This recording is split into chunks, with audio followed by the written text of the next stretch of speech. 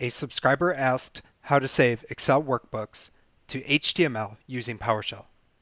Basically, this is the Save As method on the workbook object. First, make Excel available to PowerShell using add type. The typical way is not with the literal path argument, but instead using the assembly name argument.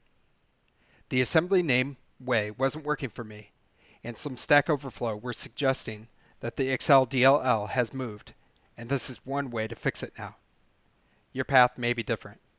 You'll have to poke around in C Windows Assembly GAC Missile for the Excel DLL path if this one doesn't work. Create a new Excel object using New Object, COM Object.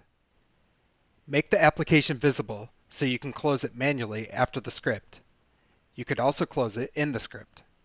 For demonstration, I'll use a PowerShell range to produce the numbers 1 through 3. Open the workbook with that name in CTemp using a format string, and then save the workbook with the same name but a different extension in CTemp using a similar format string.